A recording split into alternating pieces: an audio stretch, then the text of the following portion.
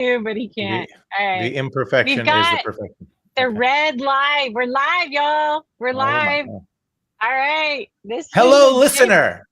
Hello, listener. This is the Data Center News Show, and we're having way too much fun on this show. I am your host, Amy Palvido, the chairwoman of the U.S. Project Council, and I have my friends in the house, and we're talking about, I don't know, mob people in New Jersey earlier.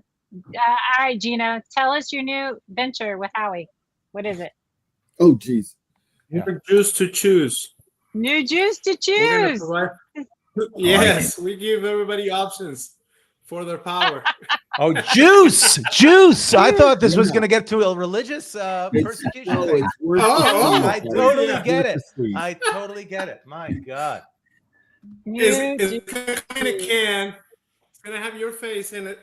Philip, if you let us, if you allow us to use your beautiful face. I don't think I need to allow anymore. AI's got me, man. That's not. Yeah, you do. It's easy. You're an NFT already somewhere. All right. Y'all see, we just have way too much fun on the show. All right, let's get started with introductions. Go, Dr. Phil. Dr. Phil. My name is Philip Koblenz. I am the co-founder and COO of NYI, which is a multi-tenant network-based data center company in New York and Chicago. Started that in 1996, 29 years ago, when I had long flowing hair like Martin. Different color, but regardless. I'm also the co-founder of the Nomad Futures Foundation, with my friend and Gino's friend Nabil Mahmood and Howie's friend Nabil Mahmood, whose mission it is to introduce the digital infrastructure industry to students in K through 12, folks in transition, people in higher education, in the hopes that they look to digital infrastructure as a potential career path, so that one day Martin, Phil, Gino, Howie, and Brian can retire. Can you help my 26-year-old out with the Let's talk offline, Howie. We totally can, as long as we tell them that you're not involved. I think that's the goal, right? That's the problem. That's all hands off. Right. All right, and Martin, welcome, Martin.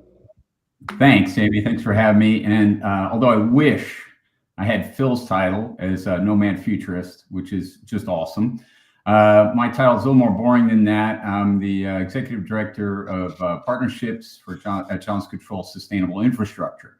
So what we do is we provide infrastructure services, not just for data centers, but for all kinds of buildings all around the world. All right, very cool. Yeah. And so Gino. my turn. Yeah. So Ginés Toromazote, aka Gino. I help companies consult around the globe to build high-tech, mega-scale AI factories with the help of gentlemen like Howie and Howard Berry and Phil Koblenz and many other illustrious colleagues that have set themselves out to change the world and do some good by providing a better education path for our industry that is lacking, the resources and the know-how or the educational avenue to be able to reach our, the multiple, at this point, infinite amount of possibilities that exist, within a data factory or an AI factory. So also sit on the AFCOM chapter board here in Phoenix, Arizona. So if you happen to be here and wanted to have a conversation around data centers and understand a little bit of the landscape, I'm always available for a fun conversation. And what's your drink of choice? Because they have to buy you a drink. What's your drink of choice, Gina? Is Choose Your Juice. It's a new brand. It's coming to market sometime in the near future. Is coming. I'm telling you. It's catchy. All right, Howie. I've had the juice. It's good. Howard Berry. Everybody calls me Howie. I run a national data center platform for Avis & Young. We are all things data center real estate related. Awesome sauce. And our special guest, which everybody wanted to be on the show because, one of the reasons. Brian's here. Hey, Brian, how are you? Hey, I'm doing great, and I'm sorry. Yeah, I couldn't join from my computer. My computer just kept telling me there was a problem, and that's an issue on my side, for sure. So I'm joined on my phone. I assume video and audio coming through okay? Oh, yeah, you're doing great. It's awesome. Yeah, it's Great, Well, great. welcome. Thanks Very for having cool. me. Yeah. Yeah, we're so excited. We talk about nukes almost every week, and then now we get to really talk about it. For no related reason, just nukes. Yeah, Right, we right. talked about nukes. Yeah, for sure. Yeah. Okay. Well, cool. And I think Curtis Friesen might figure himself out here too. He had technical difficulties, and he can join us too. This will be a full house. Oh wait, look! I just said his name, and watch. Here he is. Mr. Friesen, we're gonna have. Hey, wait, let me add him. Let me Beetlejuice, see. Beetlejuice. We're gonna have so many people on this stage. Beetlejuice. Hey, Curtis. How are you? Hi. We can't hear you. Hi, Well, there you are. Okay, you have words. So, what is? I pronounce the name of your new company, Curtis. Victolic. Oh, very cool. All right. Curtis got a new gig, y'all. Yeah. This is awesome. Big He's news. announcing it to the world. Big news. It's news on the Data Center News Show. Curtis got a new gig. I think we need to. You need to get like breaking news graphics. We need to have like a whole thing. I do. Yeah, I'm not. Did I'm not that everyone get cool. the press release a couple hours ago? It's been official for about a week, but we just made the announcement like literally within the last couple hours. Very cool. And look at you now, already on TV or whatever. You're already on TV. Yeah, already having technical difficulties as usual. Right. With, I think I logged into last week's show, Amy, and then that stream took up my camera and microphone. Oh yeah. See, that's what you got. So sorry for the delay. Here now, Director of Market Development for Mission Critical Victolic. I am staying on with IDCA as a consultant though, so lots going on in the industry, and happy to have dual roles. All right. So for our newbies, Brian and Martin, this show is just a conversation, and that's just everybody who watches the show is like that. So I'm going to direct questions, but anybody can jump in, and likely a lot of people do. So it's all good. It's going to be a great fun time. But I did want to start with Brian because everybody and the brother is making these announcements that they're going to do all this small modular nuclear stuff. And, I'm going to do this, and we're going to have this development in North Texas, and we're going to do this. Like, is it really that easy? I mean, I know Meta is taking 30 megawatts, but that's because it was already in existence, and they were gonna decommission it, right? So that one I can get that they can actually get that nuclear power. But is it? I mean, tell us what the process looks like if somebody's going to do a small modular nuclear deployment. Yeah, that's a great setup because heck, I could go in one of 100 different directions with that. I will say that the Meta deal that was announced this week, so it is what the Clinton plant is going to do is actually an uprate of 30 megawatts. That is actually for those not familiar with nuclear, uprates are kind of an exciting thing that has been ongoing for some time, where you take an existing nuclear reactor, you look at it. We at Idaho National Lab, we do a lot of underpinning research that helps this process. And the Nuclear Regulatory Commission, the regulator, works with the owner of the nuclear power plant to say, okay, let's say it's a 1,000 megawatt plant, that 1 gigawatt plant can operate. We can uprate it. Sometimes you do things with the fuel loading. There's different ways to approach it, but you could say that now is going to operate at 1,030 megawatts. So the uprate actually increases the amount of power of that existing asset. The Meta deal with Constellation is going to help Constellation fund the cost of uprating that reactor. So it's not necessarily 30 megawatts going to Meta. It's more of a partnership between Meta and Constellation to not only uprate that reactor, but then to keep that reactor economically viable beyond 2027, when the economic viability might have otherwise come into question based on some credits that the plant's getting now that they would not be getting as of 27. So yeah, and I go down that rabbit hole really just as a case in point of these deals that are coming together today for the existing assets. The restart of the 3 Mile Island plant is another good example of that. Microsoft teaming with Constellation to restart that plant, and that'll become the Crane Clean Energy Center. There's opportunities today with existing nuclear assets, and some of those hyperscalers are getting in on that as we're seeing. The other deals coming together, Google and Kairos come to mind. If you were at Data Center World in DC a couple of weeks ago, I helped get Google and Kairos together and put them on the stage to highlight that particular deal. And Amy, to your question, so Kairos, they're building a small modular reactor. So now we are talking about a thing in the future. We're not talking about an existing nuclear asset today.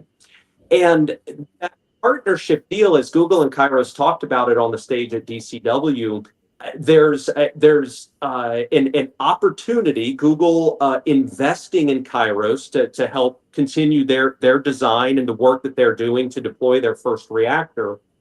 And then in return, Google is getting upwards of 500 megawatts of reliable power once Kairos reactors are rolling off the assembly line.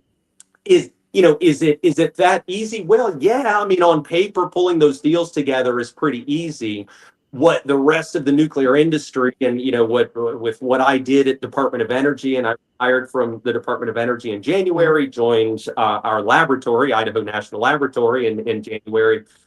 That's where the hard work and the heavy lifting comes in to actually make sure that companies like Kairos, and there's a number of others that are doing great work, TerraPower and X Energy come to mind as part of the demonstration program that the Department of Energy has. These are companies doing real work, bending metal, actually welding things together, working with the Department of Energy to get the fuel that they're going to need for their initial core loads. And there's been some movement on that front that we can talk about. But these companies are doing the things that they need to do. And then to make the economics of it all work, they are seeking out partnerships with data center companies that really make an exciting dynamic here in what I call this nuclear revolution. I was lucky enough to see to meet Brian and see him speak in Chicago. It feels like 10 years ago, but I think it was only like a week and a half ago. And I think part of the thing that he has in his mind, because he's lived this world, is a real understanding of what the timelines are and all these things. People have been talking about SMRs, for several years, going back to Data Center Worlds, when they had almost an IKEA style SMR set up outside, saying, look, we have one. But I think what is likely helpful for the people seeing all these deals is understanding the timeline associated with restarting an existing nuclear facility versus the actual timeline associated with deploying an SMR, which the first ones are going to take some time, and then once you get to the point where you're actually churning these out, then they become easier to deploy. But can you give some? I'm just taking over the show at this point. Can you give some idea of the different timelines of the different types of kind of nuclear deployments that are in the that are in the papers? Does anyone read papers? News? No. Great point. And you're right. You said Chicago, and I thought, geez, Aaron's a couple months ago. And it was in the newspaper. The timeline piece is important, and I always say when I'm talking to an audience of nuclear curious folks, I say, hey, look, I came up in defense nuclear. I'm a nuclear weapons, submarines, aircraft carrier guy. That's what I know. That's what I enjoy. I made this move into commercial nuclear, and there is kind of a firewall between those two worlds. I made this move because to me, the time truly was right. I'm a skeptic about you can't come from the nuclear Navy and not be a skeptic about most everything around you in the world. It's just we're curmudgeons and that's the way we're trained. So what I'll talk about in terms of timelines to me is a realistic time frame, and I'm not trying to get investor dollars, so I have no interest in offering timelines that I know not to be realistic. So with that as something of a caveat. Get ready for the markets to drop. Go ahead. Yeah, right. No, I think it's, well, I mean, I'll just add a little bit more to that. To me, as an industry, there are a lot of people out there with negative views of the nuclear industry because they say you're always late and you're always over budget. And frankly, I think some of that we do to ourselves. And you know, you could do an entire separate show on why that might be or what the root causes of that are. So, but I think it's important for the industry to be real with the public and to be real with one another. So I'll throw at you a couple of milestones that we've got coming up at the Idaho National Laboratory. We've got some test beds that we're building out there. This is I'm thinking the program I'm thinking about is through the National Reactor Innovation Center or NRIC. And NRIC is building these test beds where reactor vendors can go in, put their reactor experiment inside the test bed and turn it on. Take a reactor critical, which is a really important part of the process to design, shake out the bugs from your design and kind of make sure that the thing is ready for NRC licensing and ready for commercial deployment. So at Idaho National Lab, we have these test beds, and we have vendors. Some of the vendors involved there include Radiant, which is a company based out of California doing exciting work. Westinghouse, which is a company that you all would have heard of. Those reactor experiments will turn on in the test bed starting in 2027. So that's good news, but that doesn't mean that we've got widespread deployments starting in 2027 or even 6 months after that. That's part of a process for those vendors to shake out their designs and proceed with the NRC licensing. Kairos is a reactor vendor. They're putting their first reactor in Eastern Tennessee. They don't have to be using one of INL's test beds, but we're partnered with Kairos. They're going to put their first reactor in Eastern Tennessee, and they've already got construction license from the NRC. They've actually done it twice now because they're using what they call an iterative approach to build parts of their reactor kind of as its own separate project, and as they spin up through this iterative approach, they're able to get NRC approval on various aspects of their design. A very innovative approach. Kairos is going to end up turning on their first reactor, the way I say it, by 2030. And if I use Kairos as an example there, kind of in general talk about the first commercial deployment happening by 2030. I hope someone proves me wrong, and there are some plans out there that look very promising to make this happen prior to 2030. But I say 2030, I hope I'm wrong. And then after that, we'll be looking at those widespread deployments. The first commercial deployment doesn't necessarily matter to you all, especially your industry. You want power, you want it now, and you want it everywhere. So my first commercial deployment will pop a cork and we'll high five, but then more of the hard work needs to occur to actually get these things pushed out to market. And we can talk a lot more about the challenges there, but in terms of timelines, that's kind of what we're looking at. I saw it at Data Center World. Yeah. Go ahead, Howie. No, go ahead. It's yours. I was going to say at the last Data Center World, Westinghouse had a booth. Mm-hmm. They were there with their small nuclear reactor, and they had a little desktop version of it this big, and they were saying 5 years, and they're at a data center conference. They'll turn on their eVinci microreactor. They'll turn on at INL in 2027, and I mean, and good on them for saying something like 5 years, because they recognize 2027 is a very important milestone as they engage with the NRC. I bring the NRC out to Idaho National Lab. They sit side by side with the Department of Energy and the lab folks, as we go through these test experiment designs and the reactors going critical. So when the NRC goes back to Rockville, Maryland at headquarters and considers the applications coming in from those companies like Westinghouse, there's nothing new that they haven't already seen. It's a great way to approach it. That's interesting because I ran into yesterday at the TechX event in Santa Clara, North America TechX event, and Hadron was there, and they're claiming they're not the small modular nuclear. I think they're the small modular nuclear at 2 megawatt deployments, but they claim to be the first ones to get out to market, and they're claiming 2 years. When I saw them yesterday, I'm like, that seems aggressive, but yeah. And we always say from the government side, again, I'm a lab guy, but still it's a government and lab. We always say, we won't pick winners and losers. I've thrown several names out to you because those are companies we're engaged with. They have partnership agreements for funding. We put taxpayer dollars against these programs I've referenced to you. There's fuel qualification initiatives ongoing between those companies and the laboratories. So I feel comfortable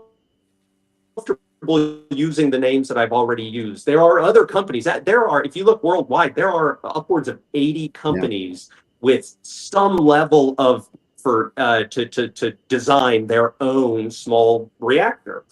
So there's a lot of companies out there. The tools I like to give people are the NRC website is fairly easy to navigate, believe it or not. I'm a big fan of the NRC and the things that they do, but I realize walking into the regulator's website, you might get mired in bureaucracy. It's really not that way. It's easy to find who they're working with. They actually have if you go to advanced reactors, they have a section that says who we're working with. Oh, okay, very nice. You click that and you can see all the various companies that the NRC is engaged with. And if you click on the company, you can actually view, for the most part, unless there's proprietary information involved, you can view their submittals. A lot of times, those are what we call topical report. There'll be white paper, regulatory engagement plans, that whatever they've submitted to the NRC, you can read it. It's available to the public. And that allows you to navigate. If you just want to sit at home and kind of navigate this on your own, you can start to tell who is really engaged with the NRC, who has go to Kairos's page, and you won't have enough hours in the day to get through everything that they've sent to the NRC. So you can kind of use your own gauge on who's really closer to the finish line than. So just to put a pin on that one thing, so that if you see in all the news, all of these, kind of data centers under development and all of the news about nuclear and the amazing innovations that are being happening in that space, the power that's going to come online in kind of the immediate future is likely not nuclear. It is likely going to be some bridge to nuclear that is much more traditional, whether it's natural gas fired turbines or coal plants or what have you. Yeah, it's a fair point. The defense rests. Sorry, defense rests. Right. Brian, I have a question for you, if you don't mind. Yeah, go for it, Curtis. It's actually kind of twofold. A, what took so long? And and B, in your opinion, in the advancements that we're making here in the U.S., would you say that we're paving the way, that we're ahead of the game on a global scale, or are we behind in terms of where we should be for nuclear deployments? That's great. Yeah, those are two really great questions. What took so long? I would tell you, and again, this is where I feel like I can kind of approach it a little bit from as an outsider, because I did come up in defense nuclear. That's most of my career. And as I sat in defense nuclear and looked at the commercial nuclear sector, economics tended to be the challenge. That's why plants were shutting down, existing large nuclear power plants providing firm dispatchable power onto the grid. They were starting to shut down for economic reasons, not for technical reasons. So and then so take that economic challenge and move it into the small modular market. There's been work going on at the laboratories on small modular reactors and on other advanced reactor designs, things that don't use just light water as a coolant, but high temperature gas and liquid metals. That work was ongoing in the laboratory system, but kind of as an R&D project because the economics just simply didn't really make sense to roll those technologies out. Take for example the Paris Climate Accords in 2015. They set some very aggressive goals for decarbonization of world economies. Nuclear energy was spoken of as in the accords as a critical component of that. But to your point, small modular reactors didn't just spit out of the Paris Climate Accords, even though they made mention of how important that was. I think everybody knew the economics were going to have to make sense because it's no secret there is a capex consideration to go into nuclear. One of the things that I think really is changing the entire paradigm right now is the AI discussion.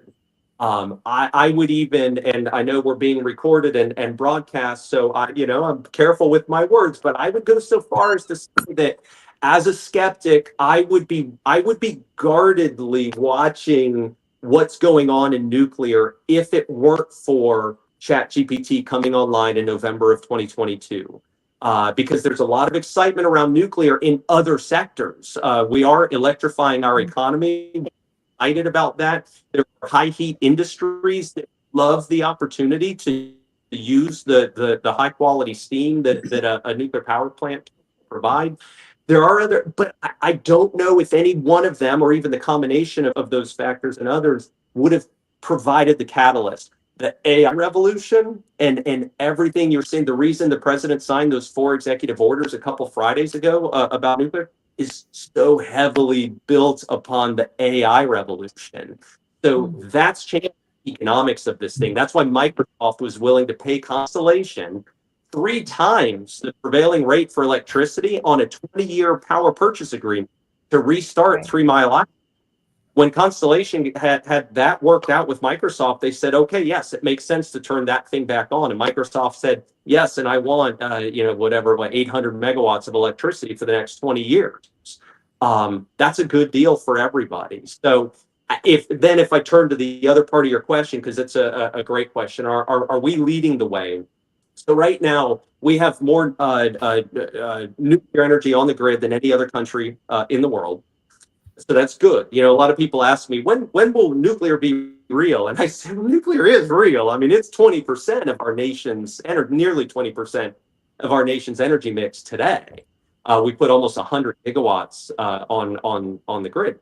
But what we're talking about are these advanced nuclear technologies. I would tell you, yes, we are the leader today. But what's imperative is that we remain the leader. That energy dominance discussion that everyone seems to be having right now. It's we know how to do it, and we know how to do it well. We just need to make sure that this thing doesn't fizzle out and that we get to the finish line. Awesome. Such a cool discussion. This is great. Everybody wants to know. I know, exactly. Gino, on your developments and stuff that y'all are working on, how much of you're not doing, you're having to work around some sort of on-site power generation, or are you not? Or what does it look like from the development side now? Yeah, there's a lot of work being done around alternative energy sources and off-meter solutions, so behind the meter solutions. So that's happening primarily in Europe and in the United States at the moment. Yeah. So when they do those, my question was, so when you're doing an on-site power generation, are they having to, from a construction or real estate standpoint, are they having to do some sort of subdivision of the land? Or how are they addressing the financing of the power generation versus the financing of the data center itself? That's a good question. I really don't know the answer to that. I wish I did. But I don't. Yeah, Okay. typically, and that's the thing is data centers, and we're just starting. It's really interesting that the small modular nuclear coming online we're getting teed up because the industry is starting to look at islanded power off the grid. I like to call it disconnected from the umbilical cord because it makes no sense. I said that yesterday was being attached to a 500-mile extension cord. Put the power generation next to the data center. If we're a mission critical facility, it only makes sense. So I think we're just starting to see that. And to the question, Amy, is typically we will parcelize the land and run that and do a PPA with another power provider. In some cases, in other cases like XAI, they just plop generation on site. Oh, and they didn't care, right? Because it was owner operated, so they didn't care. Yeah, I think those are diesel generators, right? Diesel generators. Yeah. Yeah. Well, no, those were gas turbines. Oh, gas turbines. Yeah. There were turbines. Yeah, most of it. I think 7 megawatts came from utility, and that's crazy. The rest came from self generation. Just to talk about another one, which is I think in Texas, it was Lambda Labs that announced a 1 gigawatt hydrogen powered, kind of behind the meter generation with Yuval, and his company there in hydrogen. So it's just they're amazing kind of revolutions happening in the various kind of elements that we have access to today that are going to have to bridge the gap between when nuclear becomes actually viable and the insatiable appetite we as an industry have for power. By the way, Mark, every my site comes with a understanding bridge. that there probably are a lot of diesel generators involved, but that would be part of the UPS design for backup power. Yeah. That's right. By the way, no accident that Brian disconnected as soon as I said hydrogen. You can only handle so many elements. I mean, come on. Yeah, he's probably having a hard time with his phone. Phil, when are you at the Comedy Factory? When is that happening? Yeah. Well, I mean, in the fuel cells, have you guys seen a lot of the behind the meter fuel cell stuff? Yeah. Seems like low natural gas price, high electricity. It seems to make sense. Bloom, right? You got Bloom Energy, and Bloom's great for the coast, east or west, right? Because they come in at about, I thought, a PPA around 13 cents per kW. Right. That's so right. it doesn't make sense in a market that's getting 7 cents a kW or less. Right. Yeah. Interesting. Sure. But All right, Martin. Yeah, go ahead. I think Gina. that what Phil was talking about, ECL in Houston, they're getting pretty good economies of scale. They're actually deploying that power pretty efficiently. But then again, Texas is an easier market to work in when it comes to doing this type of deployments. Other markets are not as easy to do some of these projects in. Let's just say that. I don't want to get into the. And there's also look. I think there's clearly the kind of bureaucratic hurdles in Texas, are going to be different than the bureaucratic hurdles, say, in California. But if you look at where Yuval did his first 1 megawatt site, it was in California. He's based in California, right? So I think part of it is where hydrogen infrastructure is to be able to support that type of deployment. But there's no doubt, it's there's a reason why, we all dance around the construct of the bureaucracy being the holdup for a lot of these things, and a lot of, the kind of parts of the world in which you see things like high-speed rail and other kind of infrastructure projects come to market much more quickly is because they don't fight with each other constantly and go through kind of analysis paralysis, and they just do it. I'm not suggesting that we should have a dictatorship. I don't think we should, but it certainly speeds things to market more quickly.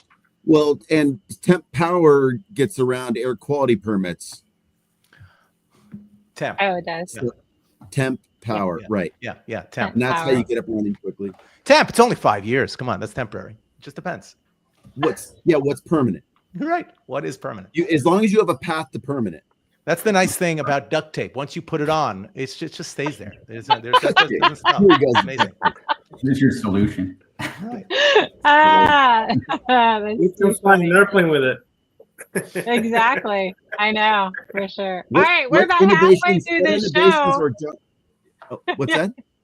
We're about halfway through the show. So let's talk about one of the major consumers of energy, and that's cooling. So let's talk to Martin about what he's doing and all the groovy things that he's doing at Johnson Controls. So Martin, I told my mom I was doing groovy things, and she was like, "Really?" Yes. I think for the kids out there that are listening, I think that means the things are lit. Yes, exactly. It's lit. It's lit. Oh, thank you for that. Amy, thanks for having me. Thanks for having me on. What an awesome panel. I really appreciate the opportunity to be on and meet everybody. First of all, this is not going to be nearly as exciting as nuclear stuff, but you guys know Johnson Controls. We do a lot of the cooling in the industry, and we talk about power, and then what's the next conversation? It's always cooling. So we're kind of right on the tails of the power conversation. So I appreciate you bringing me in. I mean, I think when I look at what we're doing, it's a bit unique at our division at Johnson Controls, or sustainable infrastructure. And if you say, hey, if you're going to Home Depot to buy a drill, you're not really going to Home Depot to buy a drill. You're going to Home Depot to buy a hole, right? You're like, okay, buying holes. So kind of our question in the market is, why should a data center developer buy, chillers and CDUs and all of this equipment when they really just want cool air? That's ultimately what they want. So that's what we do. We deliver a financially guaranteed business model. We deliver financially guaranteed cooling for data centers. So we do it for the life of the data center. We've been doing this business now for 40 years, performance contracting, ESCO work with sustainable infrastructure. We've got a 99-point-something% guarantee or performance on all of our financially guaranteed solutions. So really, really well versed in this area. It's super exciting because on the DC side, it's still rather new for us. So for the DCs, it's like financially guaranteed cooling, 100% budget predictability, sometimes lower total cost, shifting from CapEx to OpEx, so they can use that CapEx elsewhere, and improve resiliency, because we're designing, building, operating, maintaining. We can also put together the financing. So it's kind of, my stuff is more on the business model side. So we help developers move faster and remove risk. I mean, that's kind of simply what we do. It's been super exciting. I've been to a number of the data center trade shows now. I love the openness and the transparency. It's been good to meet people and share ideas and talk about how this whole industry moves forward. Because I think we're all convinced, certainly, that this is not slowing down anytime soon. So I think different ideas, bringing different concepts, even if it's a financial concept, to the market matters. Hey, Mark, I have a question for you. I was on a panel yesterday, and someone threw out a question about the different types of refrigerants that are being used or experimented with in regards to green. I don't know. I didn't have an answer for it because I don't know, and somebody just asked that question. Is there a difference? Yeah. There's a lot of different refrigerants, and certain refrigerants are being banned. JCI invests a lot in that area. We even own a company called M&M Carnot who uses carbon dioxide as a refrigerant, which is environmentally friendly. So that is a gigantic topic that I'm not an expert at, but certainly we invest a lot of time in that, making sure that we're following environmental guidelines. And certainly, so you guys understand basic chemistry, different liquids and different chemicals perform differently under pressure. So finding the right solution there is really a very complex physics and chemical So I guess one question that I have, because this seems like, the kind of, OpEx model that we have become accustomed to in the data center world, where, when the cloud came out and AWS started selling compute, because you're not buying a computer because you love computers, you're buying a computer because you need compute, or you need storage, or you need any of those elements of it. And operationalizing this critical element of infrastructure makes all the sense in the world. But as we're discussing here, there's such a wide variety of use cases and needs, from the density to the resilience of an environment. And are there any limitations in this model of whether someone is needs a 100 kilowatt rack that needs to use some submersible cooling versus something that is more kind of broadly kind of a traditional air cooled for a full facility versus water cooling to each individual cabinet, et cetera? How do you look at that? Yeah, that's an awesome question. Two parts to that question. One is there is no one size fits all. So you hit the nail on the head there. We have billions of dollars of contracted cooling, billions of it, and almost every project is different. So everyone, we say around the office, it's like everyone's a snowflake. So some of the equipment's the same, but the way it's implemented, what the customer needs is all different. That's why you kind of need a strong partner to do that. And then when it comes like down to the chip, that's something that Johnson Controls doesn't do at this time. So we're not, obviously, we can talk about immersion, you can talk about chip-based cooling and all of that. We don't go that far. We're mostly cooling the building itself. So. Yeah, and to me, that's the difference, right? The difference between scaling the operational expenses of kind of compute and storage is that there is, a kind of ubiquity as to how to consume that resource, whereas cooling is, like you're saying, a snowflake. So you need to work with, someone that has super deep pockets in order to effectively manage the supply chain and all the different kind of design elements. It's complicated. And we all know it's like, hey, look at what racks, how much power was coming on a rack and the cooling required 2 years ago, today, and then like 2 years from now. So it's also on top of all this, it's just constantly changing. So it's definitely challenging. That's funny because I asked ChatGPT if you guys could liquid cool it. So are you working in some sort of what did it say?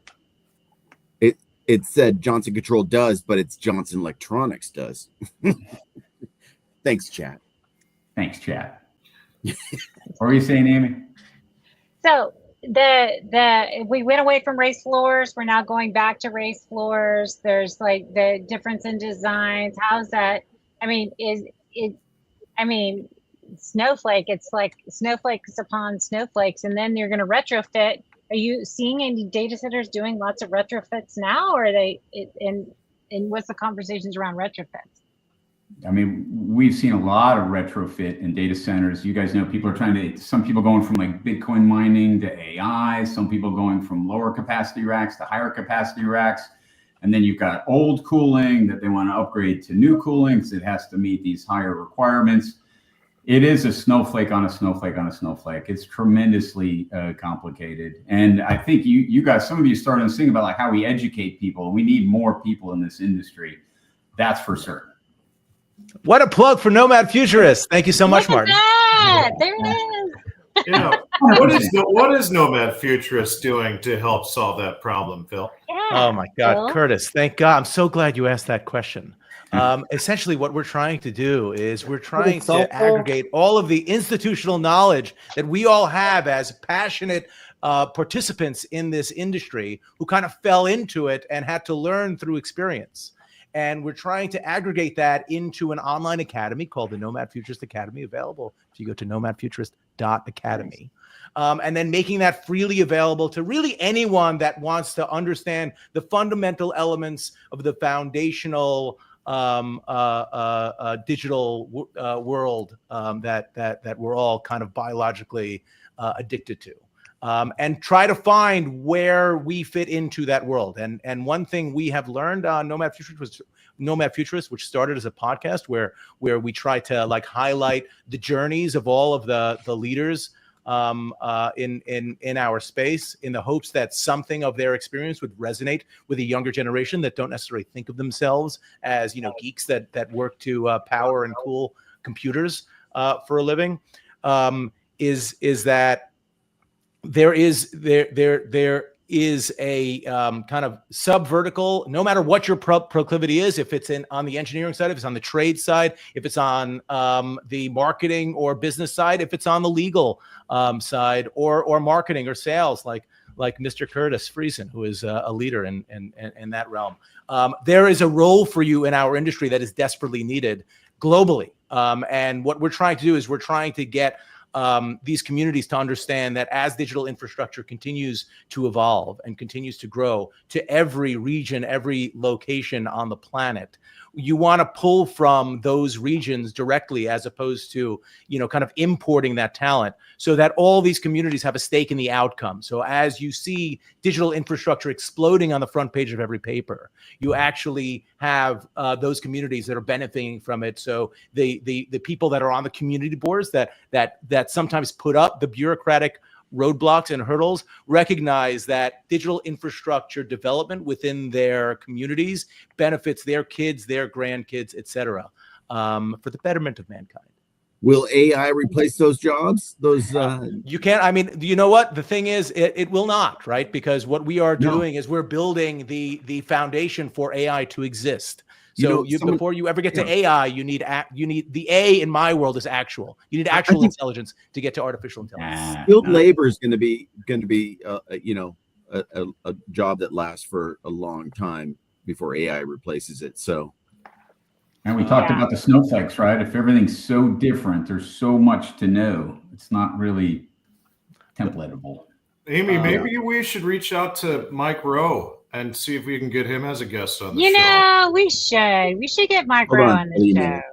Yeah, all right. I mean, the problem is the data center tends to be a clean environment. It tends to be a clean environment. So I know, take a shower before entering the data center. It's fine. You know, and I have the juice. For sure. But he does talk a lot about the skilled trades work. Yeah, we'll get Mike Rowe on the show. I think it's awesome. But I will say, you know, if I was going to plug my little company, you know, understanding how AI can enable technicians to do better work or get them up to speed faster, or using a digital twin like we talk about, building a virtual environment to use for training, that helps the workforce too, for sure. I mean, by the way, that's a record. I've been a long time watcher of the show. 47 minutes before the term digital twin was used. Incredible. I know. Shut your face. That's not true. That is not true. I softball question because I'm genuinely curious. I owe you $10. So right here you go. You ready? So I think I know what a digital twin is inside of a data center, but tell me how you're applying it, because I'm not familiar with using it as a training tool, more using it for scenarios like, hey, if I move this rack, it allows more air for better cooling. Yep. Think of it like a flight simulator for a technician. So we mimic the actual virtual environment of what that data center is, and then we can build training simulations on top of it of the exact data center that they're going to be working in. That's what we're doing. Nice. That's good. Yeah. We saved a lot of money in training submariners with that very technology. Submariners used to only be able to go through actual operating reactors, the training reactors, but you know, in all of the instrumentation and control, it's like being on a submarine. And we were able to design a training program. They still have to actually operate a real live critical reactor before they can go out to the fleet. But as part of the training program, a digital twin type environment was something that was a really great way when you didn't really need the reactor as part of certain evolutions that they needed to be proficient in. And digital twins really saved a lot of money in that training pipeline. And the cool thing is that we're pairing them with MetaQuests, which have AR capabilities also. So it's not just the VR sets that you actually can see in the live environment, which is super cool. And you have the ability eventually, so you'll have the ability to do like remote management. Somebody can look in and see what this person's seeing, you can do a lot of different things with the AR capabilities eventually. We're not there yet, but we're more on the VR side. So yeah, but we're getting closer and closer to the Matrix. Like every day, it doesn't even seem like every year. Every day. Exactly. In it. I read this is a simulation, right? This is definitely a We're in the simulation. Totally. This is not. Totally a simulation. Can somebody No, load? we're not. Can somebody load some type of martial arts into my head? I just want to see if it'll work. I got nothing. Who do you want to beat up, Phil? I don't want. I just want to know if I can know it. Oh, that's so funny. Oh, that cracks me up. All right, very cool. Okay, so we had some movement. So tell me, so FERC got a new boss. I included this article in there. The only reason I don't really care who the FERC boss is, but the guy that said that he found out he was the old FERC boss found out via LinkedIn who the new FERC boss was, and I was just like, that's horrible. How can he's gonna have to go to LinkedIn to find out who replaced him? I that was the funniest part of that. That's the only reason I included that article. I thought that was hilarious. Kids break up using text messages nowadays, don't they? So I know. isn't this all like the new way? Yeah, it's a new way. Like, Howie, who's going to replace you? Well, we'll find out on LinkedIn tomorrow. Or Phil. I don't understand. I had a situation where someone at QTS called me and said someone's replacing me when I was at Colliers. I'm like, here's the thing. There is I don't think there's anything on LinkedIn that stops you from putting in any position you want. So Brian can go on LinkedIn right now and say he's the CEO of Microsoft. And you know, if that's the case, then you know someone's going to get an alert on that. But you can cause a lot of disruption. So much of what we do right now is simply based on societal norms. Is that it just seems crazy. I mean, LinkedIn is where everyone goes to see. Like, I knew that Curtis got another gig because you know LinkedIn told me. It's not Curtis didn't have the probably decency to should call Vitalik and let him know that I work for him. Right? Do you even? It's like Kramer and that Seinfeld. It's like, I don't even really work here. Well, I know. That's what makes it so hard. Your first paycheck there, Curtis. I know, right?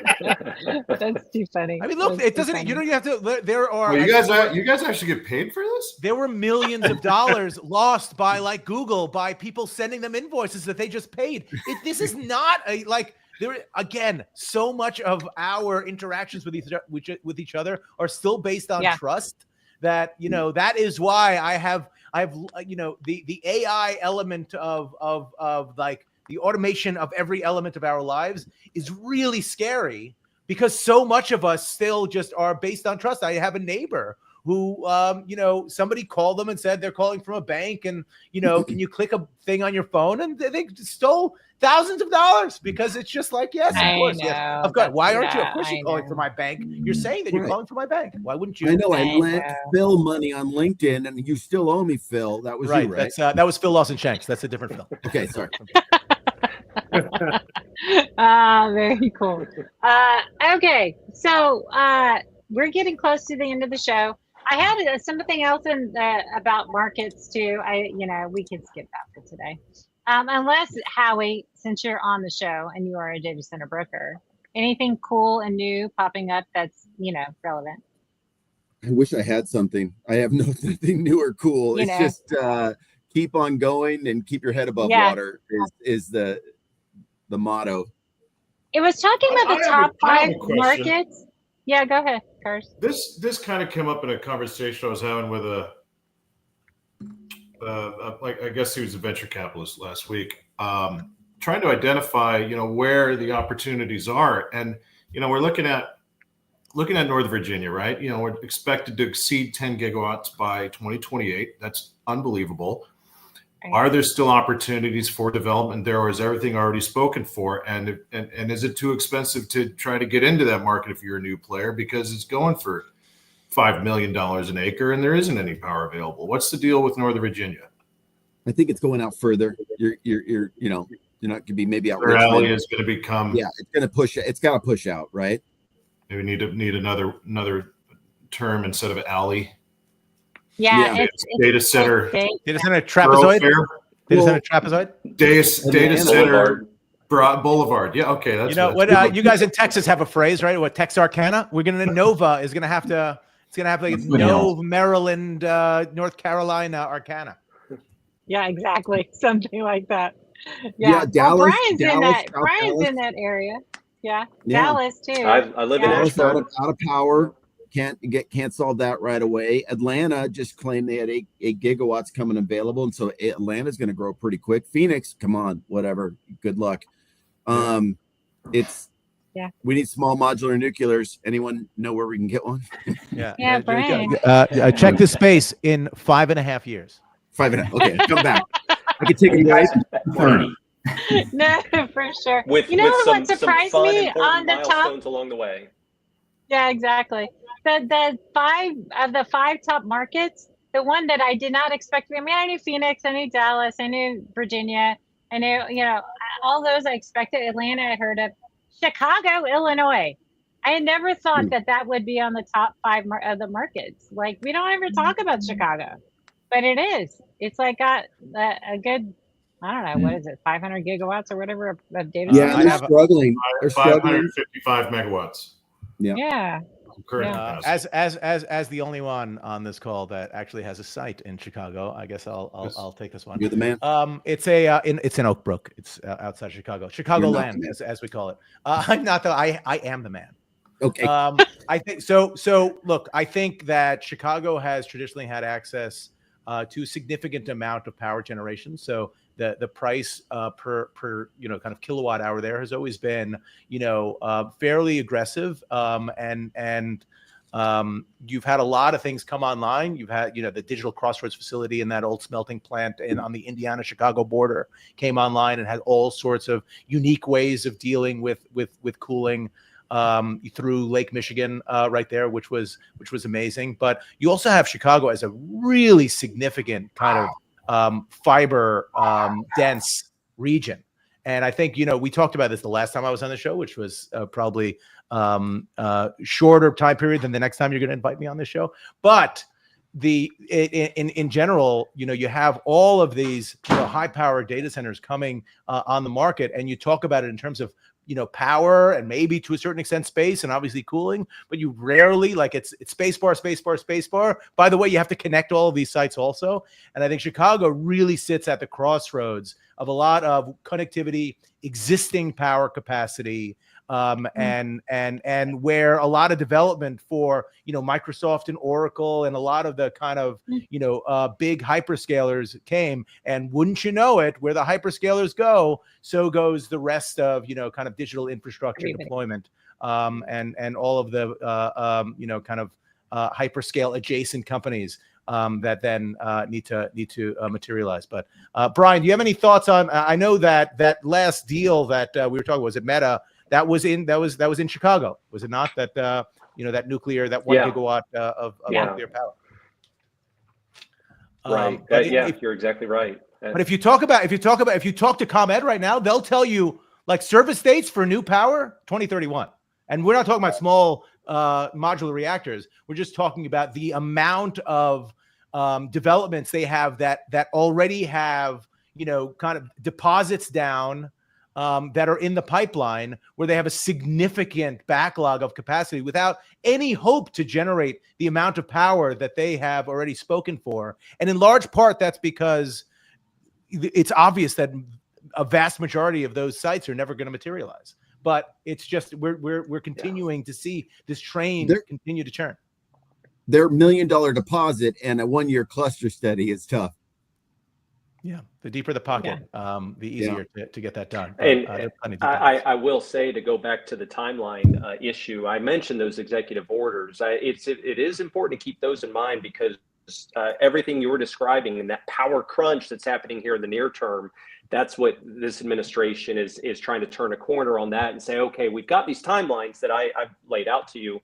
But let's pull out all the stops to figure out every conceivable way, whether it's the Defense Production Act, whether it's using Department of Energy, nuclear regulatory authorities. Let's figure a partnership with Department of Defense. Let's push those timelines to be aggressive as we can to meet exactly what the challenge you're describing. But you still. I mean, I'm going to go back to nuclear for a second. When you spoke in Chicago, it sounded like the form factor for the largest, like the large nuclear reactors, are 1 gigawatt. Right. That is the kind of the typical size. Like you plop down. I'm going to use the Howie technical term of plopping. You plop down a 1 gigawatt nuclear reactor. So if you have a market that has 19 gigawatts of pent up demand in the pipeline. You have to put 19 nuclear reactors in order to be able to serve that demand. That's just absurd. No, but that's not really large scale. That's pent up demand. That's not real demand. I mean, everybody's chasing the same workloads, right? No doubt. Workloads you can multiply those workloads times 5. So you can probably deduce that maybe 5 gigawatts is good enough. You don't have to go the full 20. Right. Just because. But that's one market, right? So you take that's just one central market, and you put that around all of them. So much. I mean, that's where the bubble element of where we are today seems like it's ripe for burst. It seems like it's everly elastic. It just doesn't seem like it wants to burst anytime soon. But there is just simply no doubt that all of this is chasing the same underlying workloads of a technology that has not necessarily borne out in the commercial use case perspective yet, and it's gonna be fun to watch. So everyone, hold on to your implications of AI. Right. Exactly. Implications of AI. Implications. All right, y'all. This has been a fun show. Yes, Howie and I are gonna vote for Phil to be president of our new company. Choose your Jews.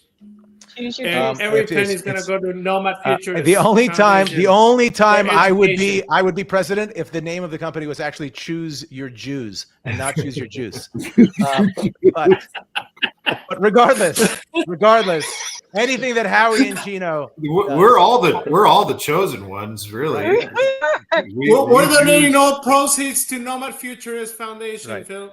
Exactly. You heard it here, folks. I hope the listener was listening. This hit everything. This literally hit everything today. This is amazing. We did. This has been awesome. All right, round the world. How can people get a hold of you? Brian, do you want people to get a hold of you? If they want to get a hold of you, I love it. I love having these conversations. Obviously, always visit inl.gov to see all the exciting things the lab's doing. But I'm at brian.smith at inl.gov and happy to have these conversations with folks. Thanks so much for coming on. Curtis. Curtis.Friesen at victaulic.com